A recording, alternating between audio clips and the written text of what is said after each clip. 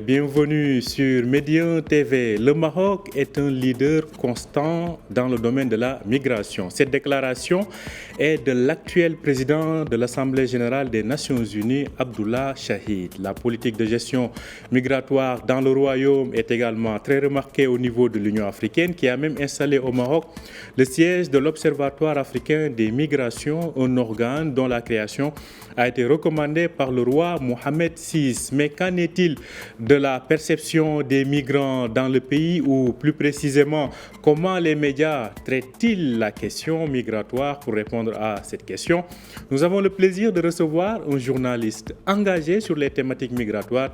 Il s'agit de Salahdine Lemaizi, membre du réseau des journalistes marocains de la migration et fondateur du site Ennas. Il est en direct avec nous depuis Casablanca. Bonjour et bienvenue à vous, Salahdine Lemaizi.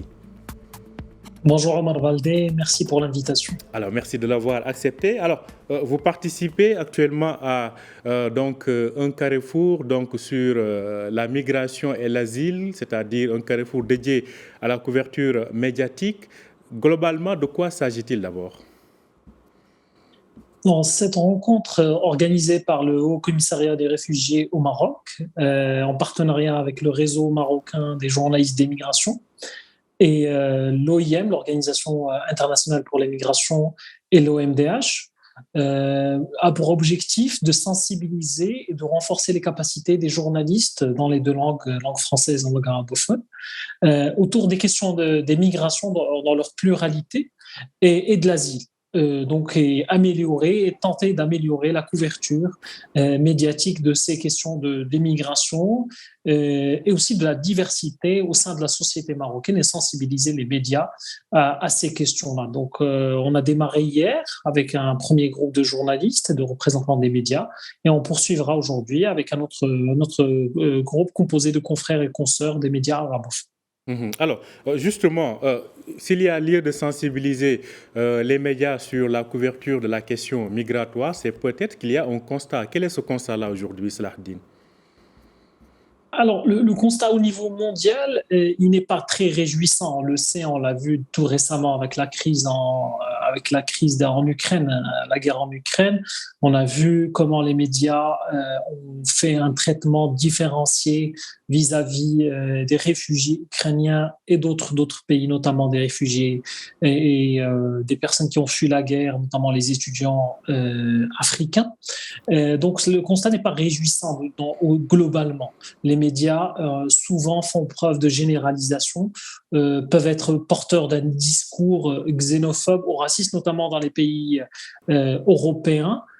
Bien sûr, on ne peut pas généraliser ça, mais c'est surtout en Europe et en Amérique du Nord, c'est souvent un traitement marqué par une reprise de discours qui ne sont pas très favorables à la diversité, au vivre ensemble.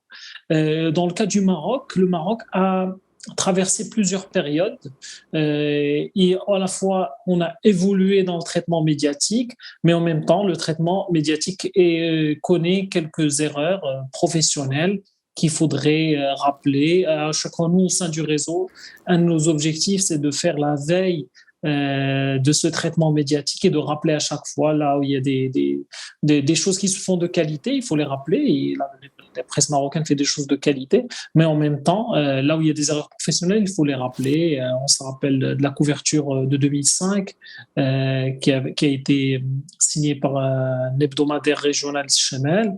On se rappelle de Maroc Hebdo International, le Péri Noir, etc.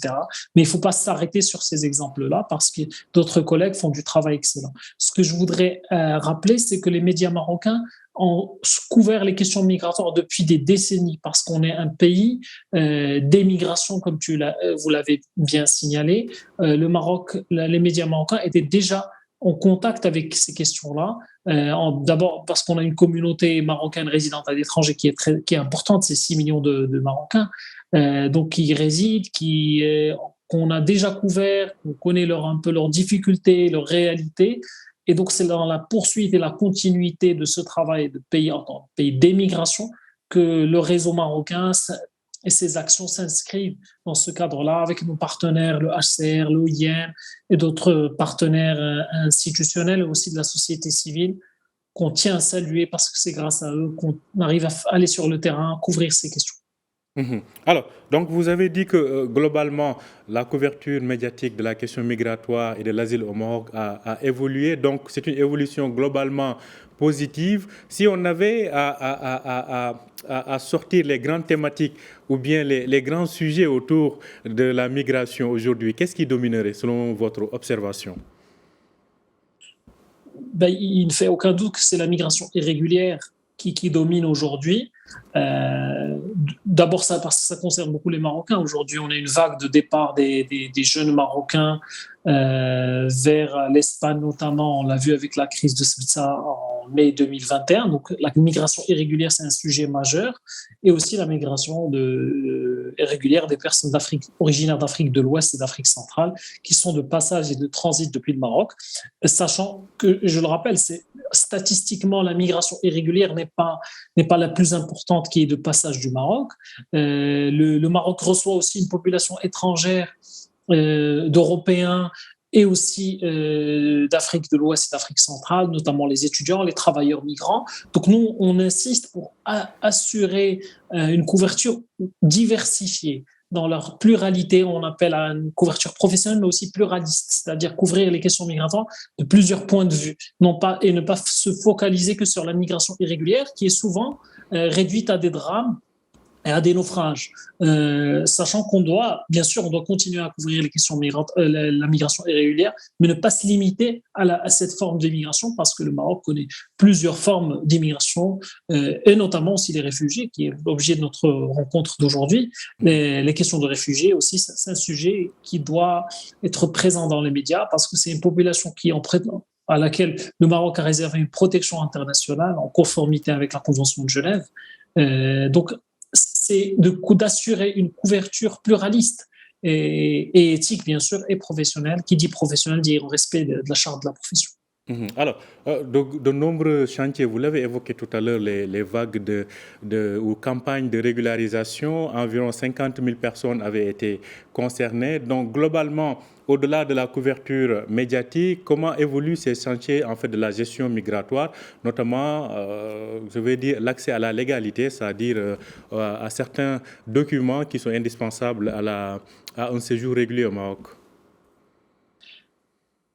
Encore une fois, globalement, et pour résumer, la stratégie nationale d'immigration et d'asile lancée en 2013-2014 par le Maroc, qui est une stratégie pionnière et que moi, personnellement, j'ai soutenue, aujourd'hui, elle a ses limites. En fait, dans son application, elle connaît depuis presque 10 ans aujourd'hui. En 2023, on va célébrer les 10 ans de cette stratégie et on aura l'occasion de faire le bilan global. Mais on peut dire qu'aujourd'hui, plusieurs chantiers sont restés en suspens.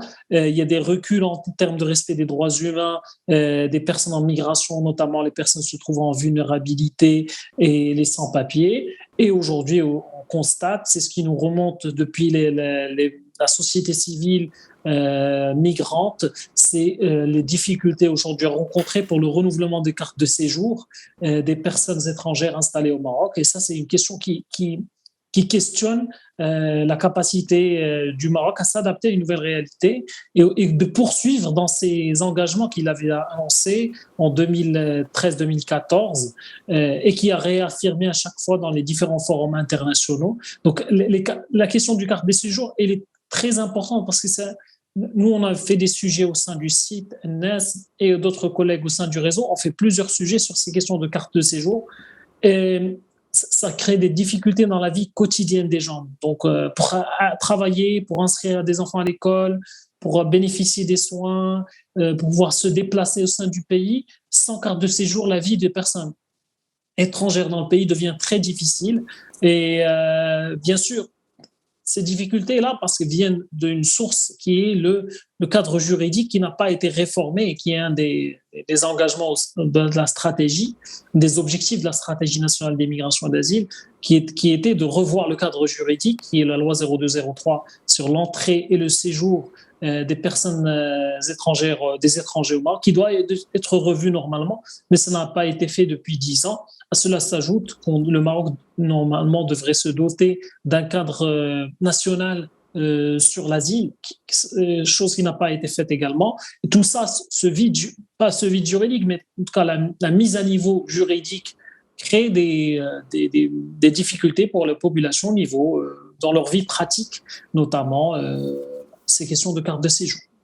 Donc des chantiers importants à finaliser. Donc, merci beaucoup Salahdine Lemaizi. Je rappelle que vous êtes journaliste fondateur du site ENNAS. Merci d'avoir été en direct avec nous depuis Casablanca. Je rappelle que se tient actuellement donc cette rencontre sur la couverture médiatique des questions migratoires et de l'asile. Bonne journée à vous Salahdine Lemaizi. Merci Omar. Merci pour l'invitation. Merci à vous aussi de nous avoir suivis. Je rappelle que vous pouvez retrouver cet entretien sur notre site www.medianews.com. Bonne journée et bonne suite de programme sur Média TV.